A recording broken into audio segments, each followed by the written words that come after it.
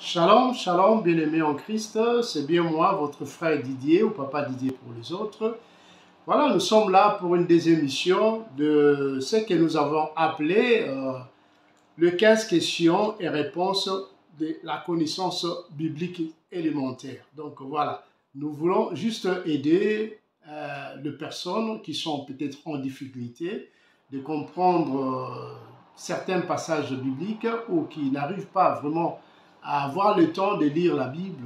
Et voilà, à travers ces programmes, nous allons quand même apprendre quelques mots, quelques dates qui nous pousseront encore à lire la Bible davantage, bien aimé. C'est très important puisque quand on est chrétien, nous devons être à mesure de répondre à certaines questions que d'autres personnes nous posent.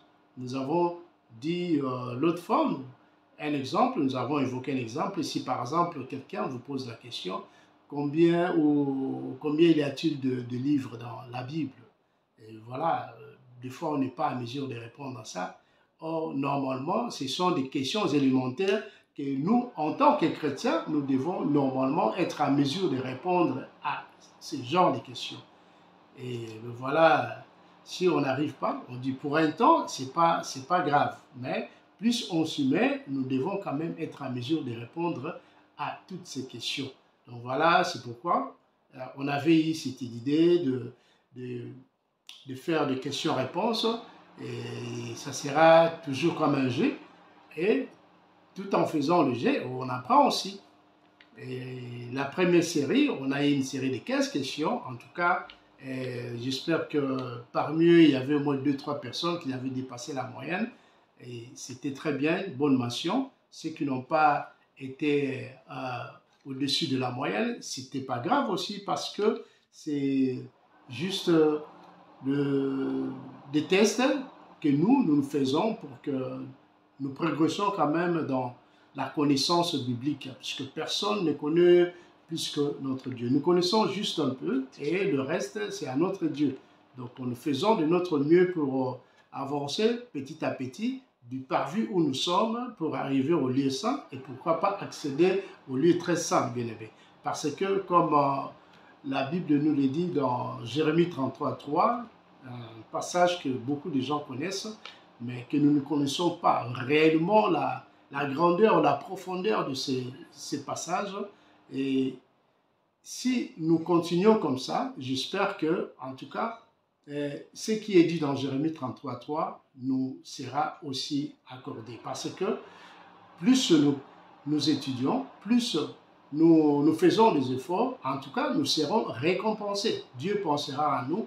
Et lorsque l'amour de Dieu se transitera encore devant nous, eh bien voilà, on aura à faire quelque chose de très bien et nous serons vraiment dans la joie. Et prions d'abord pour remercier ce Dieu qui nous a donné le souffle nécessaire encore en cette journée. Alléluia. Seigneur, merci. Merci pour ton amour. Merci pour tout ce que tu comptes encore faire pour nous. Que ton nom soit béni à tout jamais. Face à ce que ces programmes ou cette émission se passe vraiment dans de bonnes conditions, tout ce qui n'est pas de toi, Seigneur, nous les refoulons en ce moment à ton nom puissant, Jésus-Christ de Nazareth. Soit pour nous un chemin, soit pour nous la vérité, Seigneur, soit pour nous une arme efficace contre nos ennemis. Que en ce moment, Seigneur, que toute personne qui va entrer en contact avec cette vidéo ou à l'écoute de cette vidéo, Seigneur, qu'il soit vraiment béni à tout jamais. Mon Dieu, tu es celui à qui nous avons toujours mis confiance. Merci, Seigneur, pour ce moment précieux. Merci parce que tu as pensé à tous ceux qui sont dans les hôpitaux, partout, Seigneur, dans les difficultés. Tu les as secourus et tu t'es montré comme il faut un Dieu inévitable. Merci, merci, merci pour tout. À ton nom puissant, nous te remercions. Amen. Voilà, nous avons remercié notre Seigneur Jésus-Christ pour tout ce qu'il a fait pour nous. Et voilà, maintenant nous entrons dans le vif de notre sujet. Nous disons que nous parlons de 15 questions et réponses de la connaissance biblique. Ça, c'est une deuxième série, si nous pouvons l'appeler comme ça. Et À la première série, il y avait quelques commentaires. Bon, les gens étaient vraiment contents de ce programme et nous avons dit pourquoi ne pas faire encore une autre émission pour continuer, puisque jusque-là, comme on l'a dit, nous sommes que de petits enfants qui ont encore du lait à boire. Et j'espère que petit à petit, à travers ces programmes, nous serons à mesure d'aller dans le lieu saint et pourquoi pas dans le lieu très saint.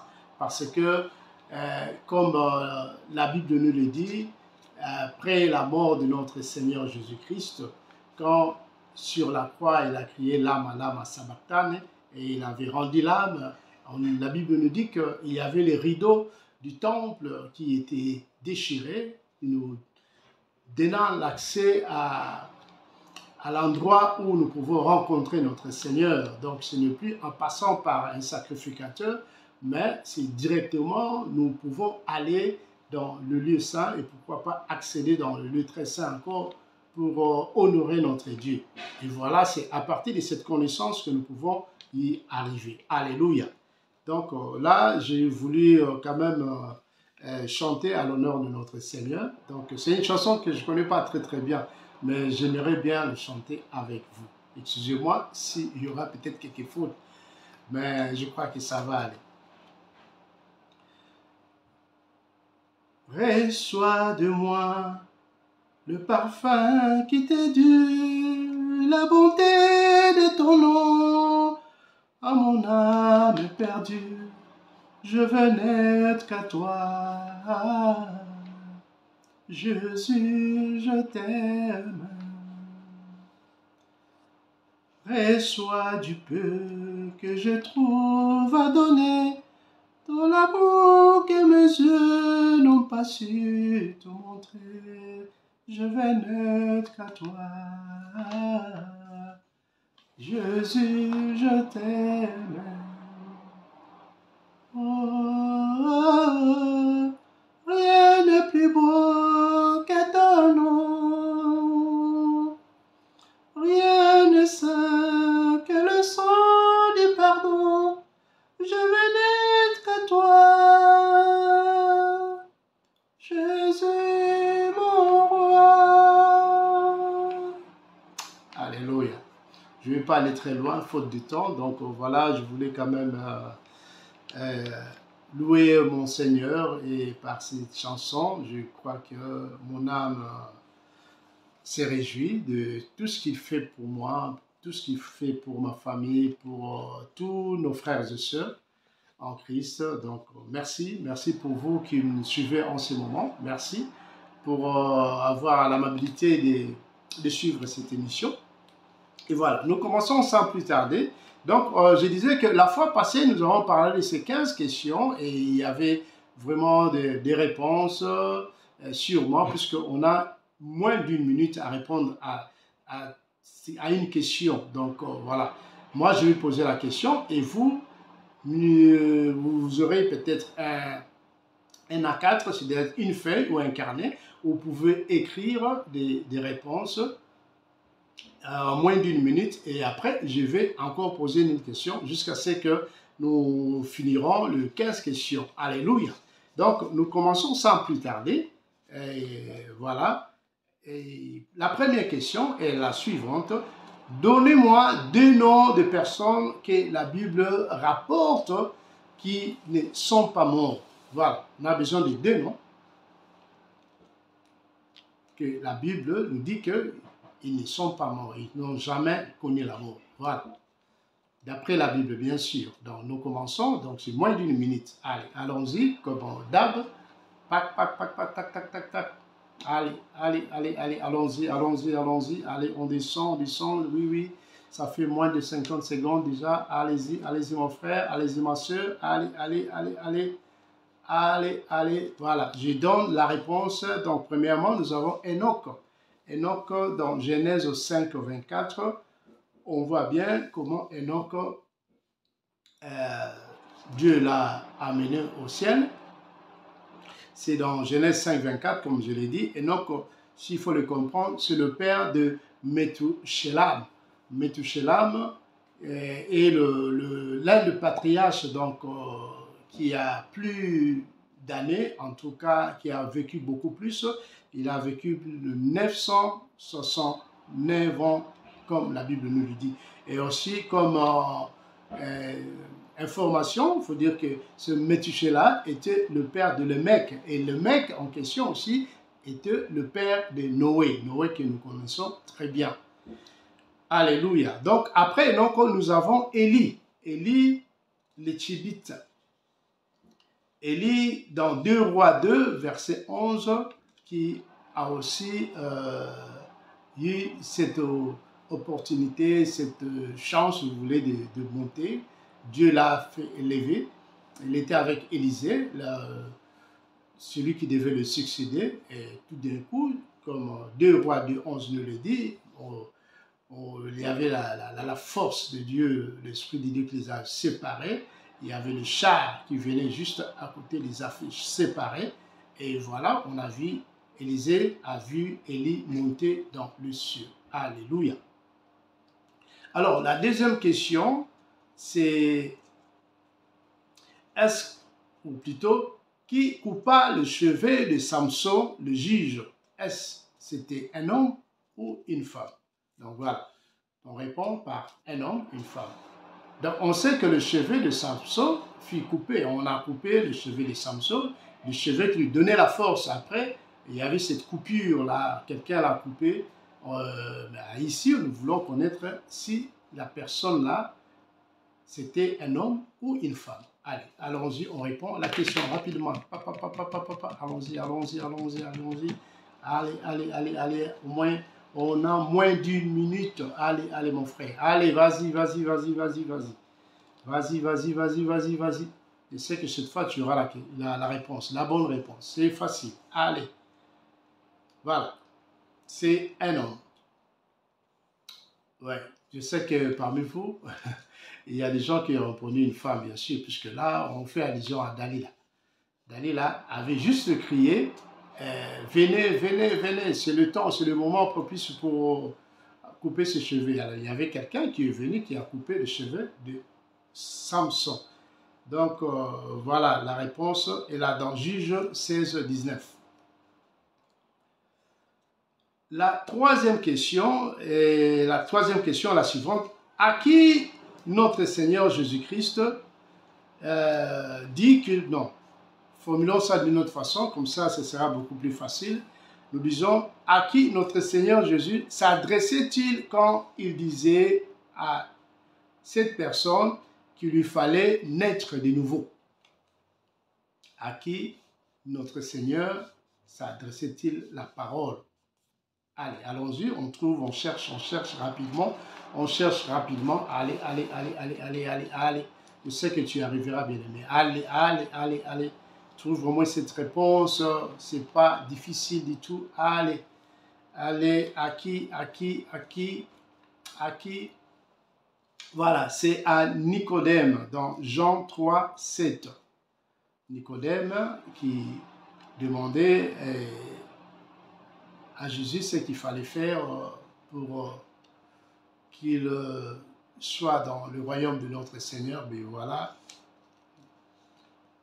Seigneur Jésus lui a dit qu'il fallait qu'il soit né de nouveau. Voilà. Donc là, on peut bien lire ça dans Jean 3, 7. C'est très important, bien aimé, que nous puissions connaître toutes ces histoires. Donc, la quatrième question est la suivante. Que veut dire Moïse? Moïse, qu'est-ce que cela veut dire, Moïse? Allez, on trouve rapidement la question. Moïse. Allez, j'espère que quelqu'un, 2, 3 personnes ont déjà trouvé la réponse. Allez. Moïse veut dire retirer de l'eau ou tirer des eaux. Voilà. Donc, c'est dans Exode 2, 10 où on peut trouver ces passages où la fille du pharaon trouva sur la rivière, et elle avait vu une caisse au milieu des roseaux. Et elle a demandé à une de ses servantes d'aller prendre cette caisse en question. Et dans la caisse en question, il y avait l'enfant, Moïse, qu'on a trouvé. Donc on a trouvé l'enfant qui était là, qui était un juif. Et par après, la fille du Pharaon va adopter l'enfant et lui donna le nom de Moïse, qui veut tout simplement dire tirer des eaux. Voilà. La cinquième question, bien aimé, voilà, la cinquième question est la suivante. Où se trouvait le Seigneur Jésus lors de son arrestation? On sait que c'était dans les dernières heures, donc on cherchait. Judas avait tout manigancé pour que Jésus soit arrêté. Et là, à la recherche de notre Seigneur, Judas savait où le trouver. Mais c'est où exactement Judas l'Iscariote est parti pour faire arrêter notre Seigneur? C'est où? Allez, voilà. On cherche rapidement la réponse en moins d'une minute. Allez, vas-y. Vas-y mon frère, vas-y ma soeur. Allez, j'espère que tu trouveras. C'est très facile cette question. Allez. Voilà. Donc, la réponse, c'est dans le jardin de Gethsémani. Matthieu 26, 75. Donc là, je vous donne aussi les passages. Comme ça, vous pouvez avoir le temps de jeter un petit coup d'œil pour voir réellement l'histoire. Pourquoi ne pas encore descendre ou peut-être aller encore beaucoup plus en avant, lire un peu le passage et descendre un peu petit à petit. Et bien voilà, c'est comme ça on arrivera à apprendre un peu beaucoup de choses, bien aimés. Allez. La sixième question, quel a été le premier miracle de notre Seigneur Jésus-Christ et à quel endroit ces miracles étaient-ils réalisés? Voilà. Donc, il y a une question et une sous-question directement. Donc, d'abord, le premier miracle de notre Seigneur, quel a été ce miracle? Deuxièmement, où s'est passé le miracle, la question. Voilà, on y va. Voilà, on fait rapidement, on trouve déjà la première question. Oui, on l'a déjà trouvée, voilà. Ça, c'est une question qui est vraiment facile, je crois, à répondre. Voilà. Oui, quel a été le premier miracle de notre Seigneur Jésus-Christ? Allez, voilà. La réponse est le changement de l'eau en vin. Donc, notre Seigneur changea l'eau en vin à Cana. C'est la deuxième réponse, où c'était dans la ville de Cana. C'était lors d'une fête qui la famille était conviée, et il y avait Jésus, il y avait sa mère aussi. Et quand il n'y avait plus rien comme boisson, et bien voilà, la maman, Marie, a demandé à ce qu'on puisse aller chez l'enfant, chez Jésus, pour qu'il fasse quelque chose. Et bien voilà, on connaît comment tout s'est passé, bien que l'enfant avait répondu à sa maman que non, c'était pas vraiment son heure, mais par après, il a fini par réaliser ce grand miracle qui changea l'eau en vin. Et le fêtard ont bu et ont vraiment trouvé ça vraiment excellent. Ils se demandaient même pourquoi cela n'a pas été servi avant. Ils ont que vous avez gardé le bon vin, vous nous avez donné le mauvais, enfin le vin qui était normal, et par après vous nous avez donné les bons vins. Voilà. Ça, ce sont des choses qui se cachent derrière notre Seigneur. Voilà. On dit que c'est lui qui a la main qui peut encore faire quelque chose dans nos vies. Et c'est l'eau qui peut être désaltérée à tout moment. Nous pouvons aller boire à tout moment. Voilà. C'est dans Jean 2, 11. Si vous pouvez faire encore une petite lecture, vous pouvez encore descendre, comme je l'ai dit, faire encore une petite analyse sur ce qui s'est passé réellement à Cana lors de cette fête. Alléluia. Donc, la septième question, quel cadeau les mages venus adorer l'enfant Jésus apportèrent-ils? Qu'est-ce qu'ils ont apporté comme cadeau quand le mage venu de l'Asie sont venus pour adorer notre Seigneur? Alléluia. Allez, allons-y. Allez, on trouve la réponse. Allez, reste quelques secondes encore. Allez, mon frère, vas-y. Allez, voilà, la réponse est dès lors, ils ont apporté dès l'or, de l'encens et de la myrrhe. Ça, c'était de cadeaux très très précieux à l'époque. Donc vraiment, ça a une bonne signification. Mais on aura le temps d'en parler encore plus aujourd'hui. C'est juste des questions-réponses. Je ne vais pas trop m'attarder parce que le temps va nous faire encore défaut. Donc vous pouvez aller dans Matthieu 2, 11 pour trouver, pour voir cette réponse. La 8e question, j'espère que vous êtes en train quand même de trouver quelque chose. Si vous n'arrivez toujours pas, c'est pas grave, et vous apprenez aussi, puisque là, le but de cette émission, c'est quoi juste? C'est d'apprendre. On apprend, nous posons des questions et nous arrivons aussi à capter ce que nous ne connaissons pas. Par exemple, où s'est trouvé notre Seigneur lors de son arrestation. Si on ne savait pas, eh bien, maintenant on sait que c'est en Gethsemane. Mais ici, il faut quand même défendre aussi l'équipe. On dira non, à Gethsemane, c'est dans Matthieu, on peut le trouver dans Matthieu 26, dans son verset 75. Donc au moins, on a déjà dans notre tête maintenant que non, voilà, à cette question, la réponse est celle-ci. Donc on apprend petit à petit et ça fait du bien. Alléluia. Donc je disais, la 8e question maintenant, c'est quels sont le deuxième et l'avant-dernier livre du Nouveau Testament? Voilà. Donc c'est une question, ça c'est une question qu'on pose souvent, c'est quel est le premier et le dernier livre? Alors moi j'essaie un peu de bouleverser un peu. Au lieu de demander le premier, je demande le deuxième. Au lieu de demander la dernière, et je dis l'avant-dernier. Voilà, c'est un peu ça, puisque il faut, nous connaissons quand même, puisqu'il ne faut pas s'attendre à une question que vous bloquez directement, mais il faut s'attendre aussi à des questions pièges. Donc, c'est comme si vous avez peut-être cette question ou la réponse dans la tête, quand on vous dit quel est le premier livre, donc on ne vous dit pas le premier livre, on ne vous demande pas le premier, mais on vous demande le deuxième. Mais si par contre vous avez déjà juste enregistré le premier et vous n'écoutez pas très bien la question et vous allez répondre que non, c'est la Genèse. Oh, cette question, ce n'est pas la Genèse. On nous demande le deuxième livre. Alléluia.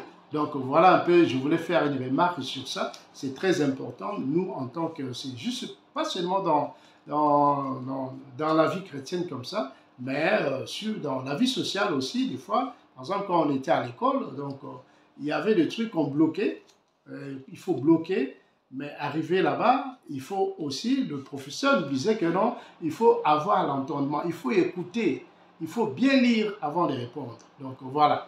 C'est comme ici, c'est que nous faisons. Le test ici, il faut bien écouter. Par exemple, tu sais que cette question où tu l'as déjà écouté quelque part, quel est le premier livre du Nouveau Testament et le dernier livre du Nouveau Testament. Donc, tu as ça en tête. Mais ici, on nous demande le deuxième livre et le dernier livre du Nouveau Testament.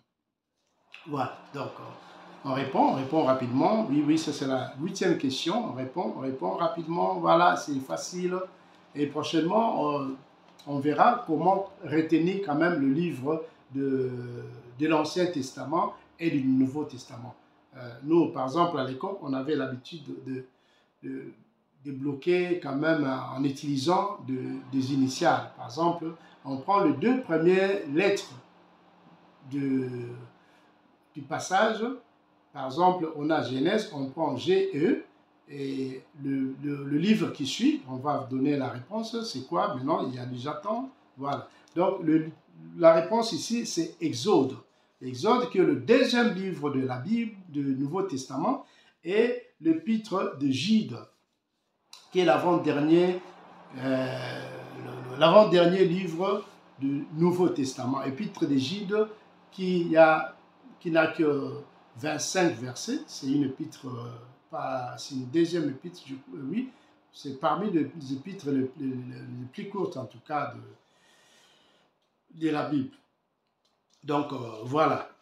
Et, donc, je disais qu'il y a une façon de retenir ces mots. Nous allons voir ça peut-être dans une prochaine émission. Comment retenir ces mots facilement. Par exemple, nous avons Genèse, Exode. Donc, on voit, on va petit à petit, Genèse, Exode, Lévitique, et puis on va à Deutéronome. Vous voyez, on y va comme ça petit à petit, et puis on apprend comment, juste en liant les deux premiers mots, je vais vous expliquer comment cela se passe. Ça sera beaucoup plus facile un peu à retenir.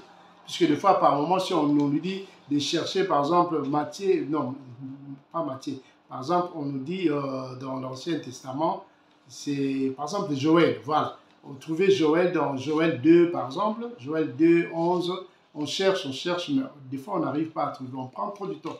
Mais quand on a ça déjà en tête, en ouvrant déjà la Bible, on comprendra que jusqu'en cette partie, c'est tout près d'un livre comme ça qu'on connaît très bien. Et là, se cache le livre que nous sommes en train de chercher. Et ça sera facile. Je vais vous montrer ça. Je vais vous expliquer ça dans des prochaines émissions. Donc, c'est très important. Donc, nous passons dans la question numéro 9. Rapidement, que signifie le mot testament dans la Bible? Voilà. Comme j'ai dit, c'est du lait. Nous sommes en train de boire encore du lait. C'est très important. On dit, ah, ce sont des petites questions, c'est rien. Oui, ça, on commence un peu avec des petites questions. C'est très bien pour motiver les autres ici. Vous connaissez déjà, c'est très bien, que Dieu soit loué. Mais il y en a d'autres qui ne connaissent pas. Donc voilà, il faut que nous soyons dans le même bateau, que nous puissions aller. Bien qu'on trouve il y a des niveaux, et que nous soyons tous dans un même bateau. Voilà, c'est ça l'essentiel. Allez, on trouve la question, là, plutôt la réponse. Allez, on donne la réponse rapidement.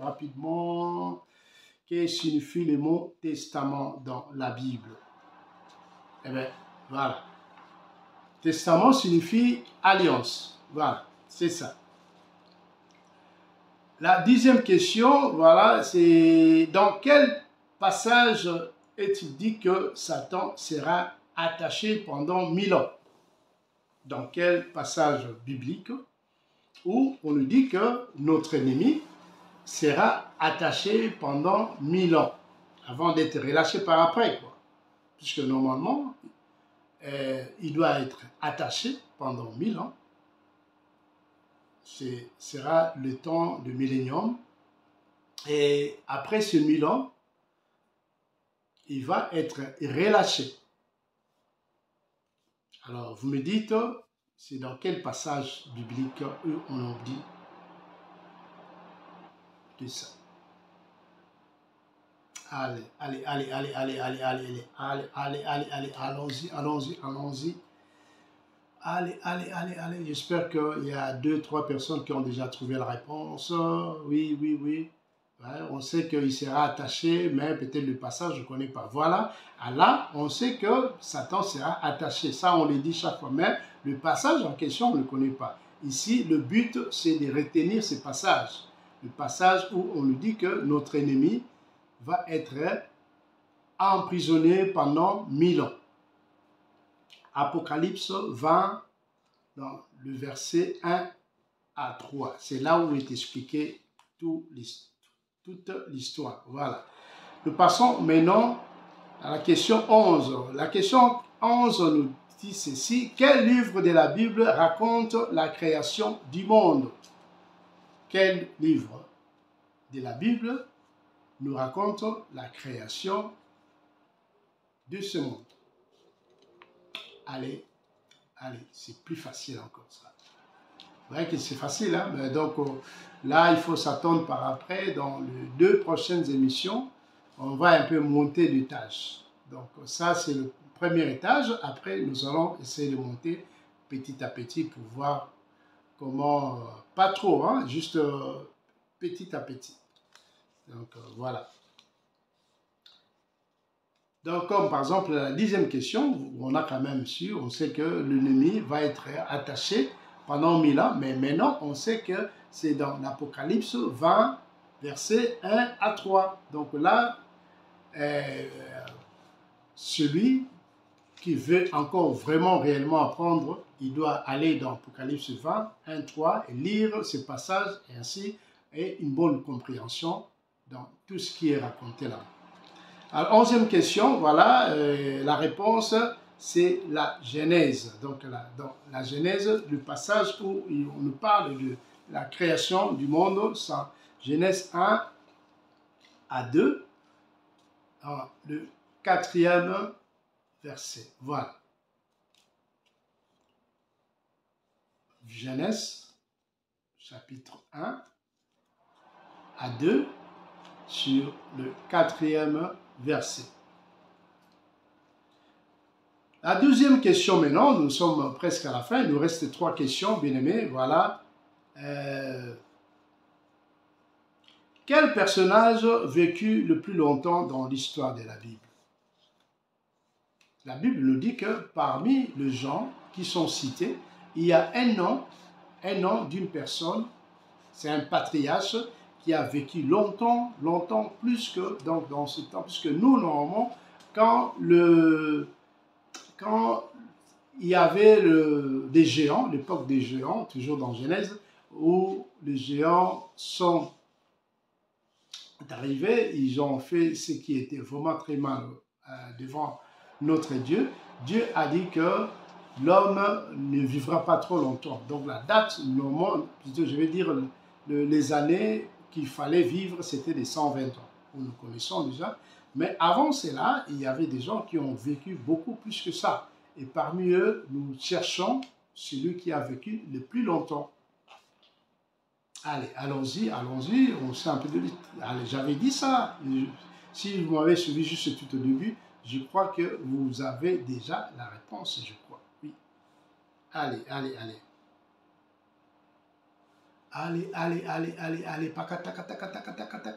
On répond, on réfléchit. On répond. J'avais déjà évoqué cette réponse dans le premier, 2, 3e question, je crois bien, quand je commençais. Voilà. Donc, c'est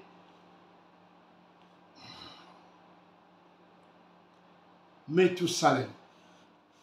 Méthusalem ou Méthuselah. Donc, voilà. Donc, il a vécu 969 ans.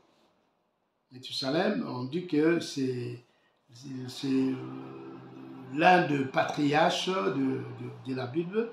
C'est le fils de Enoch. Nous avons évoqué le nom de Enoch qui fut enlevé. Donc, celui-ci était le fils de Enoch. Alors, maintenant, il y a une autre question qui vient, qui fait allusion à Méthusalem. Donc, il y a une expression qui veut dire vieux comme Méthusalem. Donc, on veut savoir ce que cette expression veut dire. Quand on dit, par exemple, vieux comme Méthusalem, qu'est-ce que cela veut dire réellement? Allez, on répond. Il nous reste 2 questions seulement, bien aimés. Allez, allons-y. Que veut dire vieux comme Méthusalem? C'est une expression française qui se dit, c'est la langue. Qu'est-ce que cela veut dire? Si on vous dit par exemple, ah, ce truc vieux comme Méthusalem, qu'est-ce que cela veut dire? Allez, on trouve la question. Allez, on trouve la question rapidement.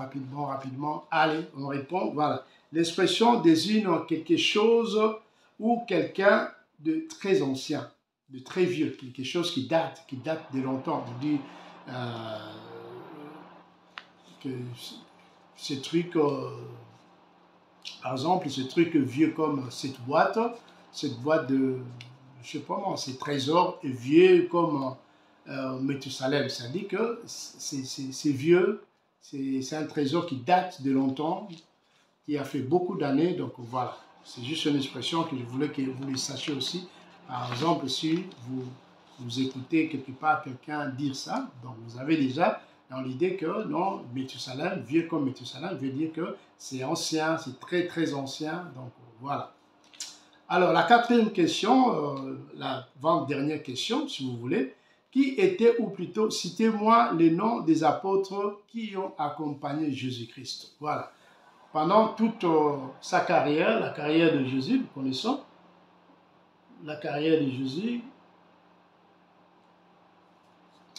Alors, il y avait des gens qui l'accompagnaient jusqu'à la fin de sa vie. Et il y avait des noms que nous connaissons. Et si vous pouvez me citer quelques noms, ça sera très bien. J'espère que même moi aussi, j'avais des difficultés même à comprendre cela par après. Oh là là, me dit, mais c'est qui en citant comme ça, j'ai dit Pierre, Jean, Philippe, et Thomas, Matthieu, le plus connu. Mais les autres, je ne connaissais pas. Mais par après, j'ai fini aussi à comprendre petit à petit. Voilà, maintenant, on connaît le nom de ces apôtres. Ils sont au nombre de 12. Donc voilà. J'attends. Bien aimé, vas-y. Nous sommes presque à la fin. Nous sommes presque à la fin de l'émission. Voilà, c'est... Allez. On cite les noms maintenant. On cite... Voilà, je commence à citer les noms. Donc c'est Pierre. Il y a Pierre, André, Jacques, le majeur, c'est-à-dire que Jacques qui est l'aîné, qui est le grand frère, disons, pas grand frère direct hein, dans le groupe. Donc il y a deux Jacques, comme on dit par exemple dans le groupe, il y a deux Jacques. Il y a le Jacques qui est un grand frère et un autre Jacques qui est un petit frère. Voilà. Donc il y a Pierre, André, Jacques, le majeur, Jean, il y a Philippe, il y a Barthélemy, Thomas, Matthieu, Jacques le mineur cette fois. Donc le premier Jacques c'était le majeur. Celui-ci c'est le petit, donc le mineur, Jude, Simon, les Zélotes et Judas Iscariote. Celui qui a, vous connaissez tous, qui a trahi notre Seigneur Jésus-Christ. Donc du moins, avec les 12 apôtres, vous allez quand même connaître quelques mots là. Si par exemple avant vous ne connaissez pas, comme par exemple moi, il y avait le Jacques le majeur, Jacques le mineur. Dans d'autres livres, on n'écrit pas Jacques le majeur, on écrit Jacques le... Je vais même oublier. La différence entre les deux Jacques là. Hein?